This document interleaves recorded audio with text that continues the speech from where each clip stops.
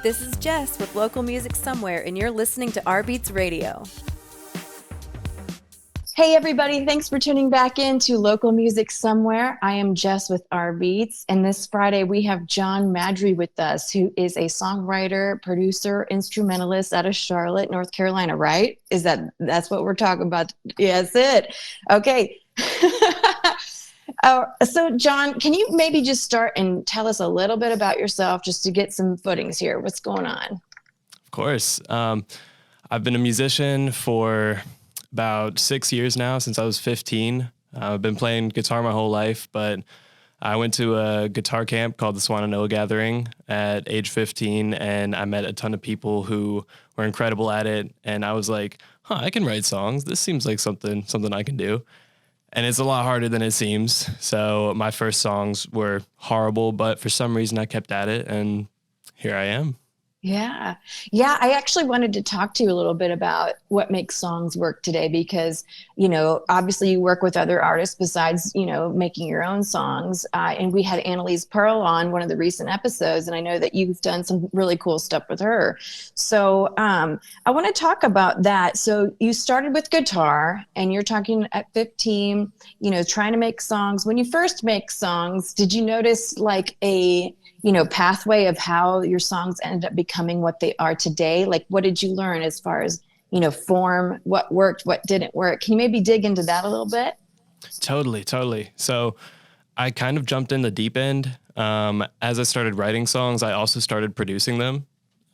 First thing I did was try recording as well as writing, and I wouldn't even have the whole song done. I just started getting some melodies down, laid down bass lines, and that was kind of what got me constructing the form of songs in my head. I started relating them to a lot of artists that I listened to.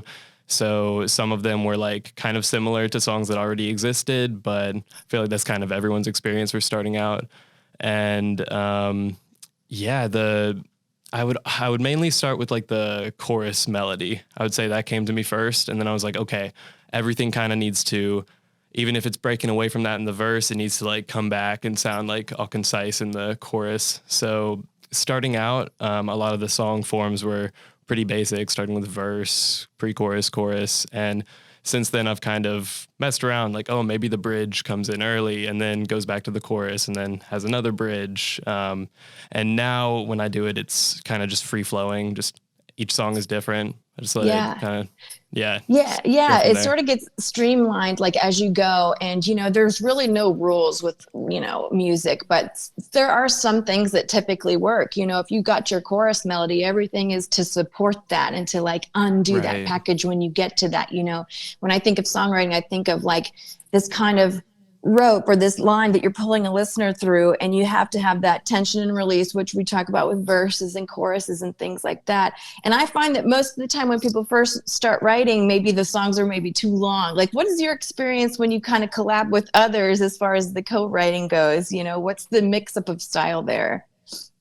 Totally. Well, one of the first artists I've worked on a song with is Annalise Pearl, and that process, it's not always this easy, but that was one of the greatest songwriting sessions I've had with someone else, because she would lay down a line, she would say something, and then it'd be we would just finish each other's sentences constantly. And everything we threw out, oh, is that line cool? Is it not? We didn't really overthink the process. We just set a line, I'd finish it, I'd start a line, she'd finish it. And that one wasn't too long. Sometimes I'll start a song with friends, and then we're okay, we need the bridge to be this long. Then we need a 1 minute guitar solo, and we're this is going to be 6 minutes. We need to calm down here. and no rules. It's cool. But but yeah, for sure. Shooting for that 3 minutes 30 normally. Just, I feel like that's a good time for most songs. Right. But yeah, it's a good pop marker. Yeah, sorry, we're getting very cut. Good pop marker. I know. Yeah, that 3.5 minutes is a good kind of ballpark for if you're doing something, commercial or licensable or whatever, And your song that I heard was Catching Fireflies, and it's got this, acoustic pop sensibility going on. Tell me more about this song in particular.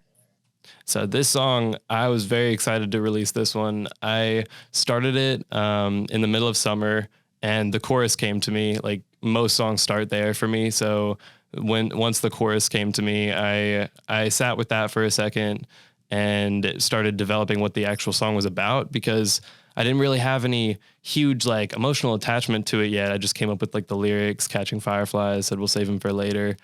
And it grew to be kind of catching fireflies is kind of a metaphor for memories and making memories with people, especially during summer. And at first I was like, okay, this will be like a happy love song. Like it won't be too deep. And relating to what I was going through at the time, it kind of turned into not a breakup song, but a song about something that like once it's over with a person, you wish you could have created more memories. You wish you could have kept a couple of those jars aside. And it's kind of like a happy summer bop. But really it's like a sad song disguised as a happy summer bop. Oh yeah. No, I totally get that. I love metaphorical analogies like that. Just bottling something and trying to hold on to something that is, fleeting or not fleeting, but we can't hold on to everything, and it's Exactly. important. Yeah. I love that. So when you talk about, how you were listening to other artists, when you're learning how to write songs and do those things, what are your kind of influences that you look towards as far as sound or writing or any inspiration musically? Who is that for you? One of the first producers, songwriters, but also producers that I got really into was Jon Bellion. And he's this incredible songwriter, and he produces his songs. He makes his beats himself. And some of the first things that really inspired me was seeing him. He posts he posts videos about how he's created songs, and it's just him in the studio, like laying down a beat on his beat pad and going from there, spitballing melodies, recording over and over again. And he just brings so much energy to it and makes the process so enjoyable. Even the moments when he's stuck on a line, like he'll work through it, and he can visualize that process and you can see it. So he's one of my biggest inspirations for sure. I'm also a huge classic rock fan, and I have my parents to thank for that, because they grew up through the 60s and listened to the Beatles. They were there in like the golden age of that era. And so definitely the Beatles are a huge inspiration, and they always have their melodies so like just so good. Yeah. So huge inspiration from the Beatles as far as songwriting goes. And I really got into production because of people like Jon Bellion.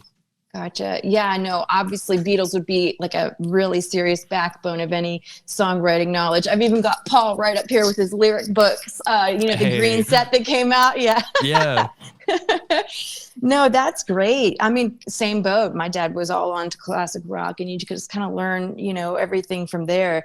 Now, you're talking about the videos for a second. I noticed that, that's one of your strategies, kind of online, or maybe you just do it for fun. Maybe can you talk a little bit more about, because I saw a few videos that kind of showcase the song on your Instagram. So tell me maybe more a little bit about that. Sure.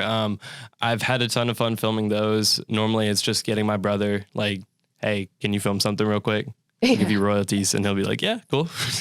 So me just like dancing around in the backyard with my guitar, showcasing some of the lyrics that I think not only are the most relatable, but they mean the most to me. So I feel like other people have kind of seen that. Like I talk about anxiety and catching fireflies, and how some people can just pull you out of that. So I decided to showcase a few of those lines.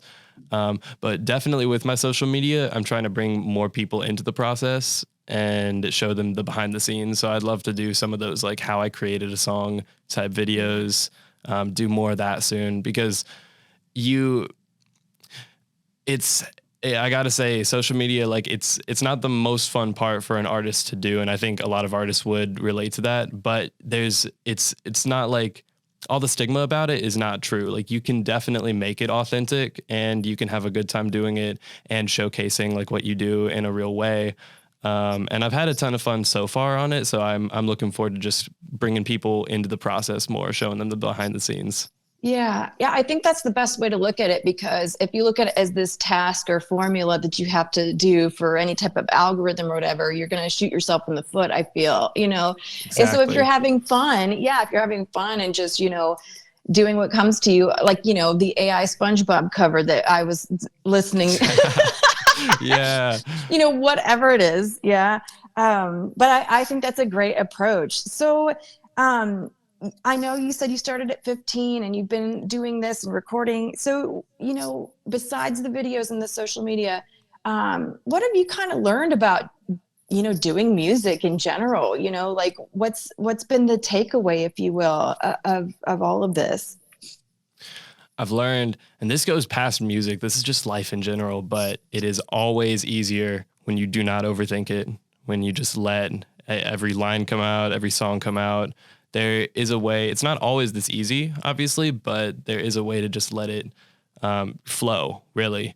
And that can be said about so many things more than music, but music has probably taught me that about life in a lot of ways, like just letting it flow, not overthinking it, and not being afraid of something changing, because I've had so many songs start one way and I'm like, this will be how it is. This is going to end this way. I need lyrics that say this, this, and this, and then completely turn around. It'll go from like a pop/country song to a hip hop heavily produced song. And like, that's super cool to me. It's part of the process. It's part of like change and growth. And once again, just letting it flow. So it's definitely taught me a lot about that.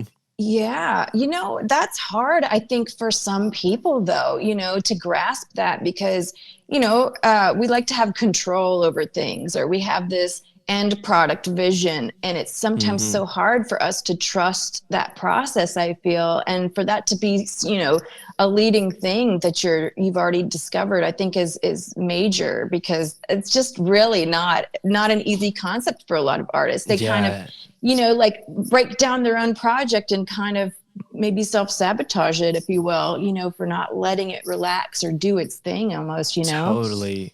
Yeah. I've had so many songs that like will probably never be released unless I decide to finish them up, because I was overthinking it so much. And in general, I'm a chronic overthinker. So like that was definitely one of the best takeaways as I work on music. It's genuinely helped me just overthink less in all areas of my life. But I'm gonna keep doing that less and hopefully get more songs out in like a shorter amount of time when I start them. Yeah.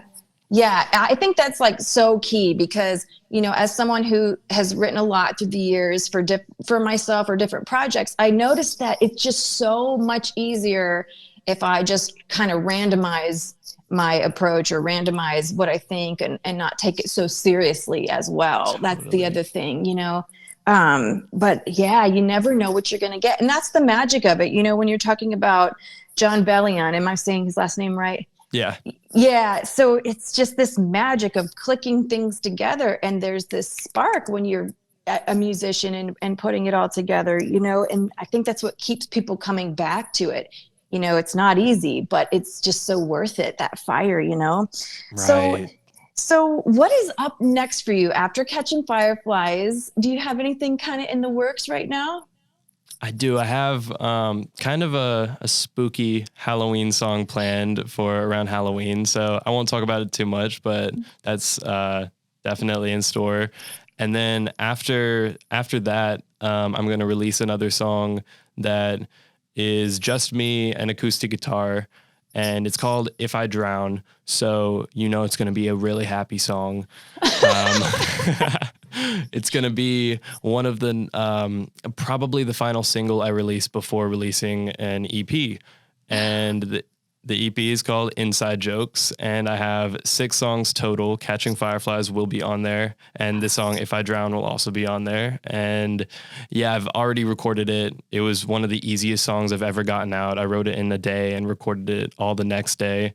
And I'm really excited to release that around like November. So yeah, Yay. that's Oh, in yeah, store. those are the best ones. They just like, they're instant, and you're like, whoa, how did how did it Yeah, happen? just how did that That's come out? right. That's so cool that, okay, so you're going for an EP, and I kind of want to talk about this for a second. Is there a reason, because I know some people want to do LPs, EPs, do singles, and there is some strategy to that. There's also just, whatever, I just want to do it this way. What's the reason, for the EP decision? Is there any kind of thought behind that one? Totally. I kind of wanted to say something with this EP. It is my first project, so as I'm still growing my audience and performing more and more, I've performed a lot, but I'm really it's starting to feel like my own show now. Like I'm not just doing covers. I have a lot of original music, and I feel more and more authentic on stage every single time I get up there. So as I'm growing this audience and as I'm performing more, I do want to be releasing things, and I want to be releasing projects. And of course, I've already had like 5 different album ideas in my head and like all the vision, like all the visuals for it and everything. But to start off my first project, I have something I want to say. I have like the story I want to tell. And I think 6 songs is enough to do it in. And eventually, possibly shortly after, that'll grow into a whole project. But for now, I want to get these 6 songs out and just have a project finished to say, I did it. I told this story, and yeah.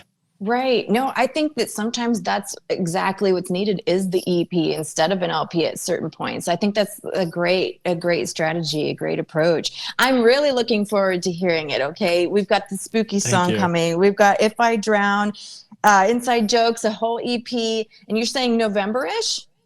Yes, November-ish for If I Drown, and I'm thinking early next year for the EP. For the EP. Gotcha. Well, we'll definitely be checking it out. All right, John, do you have any words of advice for our listeners today before we close out here? Not just if you are a musician, if you are anyone literally doing anything, do not overthink it. Everyone's in their own process. Everything is a process. And if you don't overthink it, if you find a way to flow and you just keep doing what you want, then things will go well. So major takeaway. Yes. Fantastic advice. Well, guys, make sure you check out John Maddrey. We're going to have all of his socials linked in the description. And I believe your Instagram is just your name, John Maddrey, 2 Ds, right? Yes. All right, cool. Well, I really enjoyed having you on the show today. Thank you so much for coming in and talking to me. Of course. Thank you so much. All right. Well, everybody, we'll catch you guys next again so much. All right. We'll see you later. Thanks as always for tuning into rBeatz Radio. Search for more local music somewhere on rBeatz.com and follow our social media for highlighted artists as we travel with #LocalMusicSomewhere.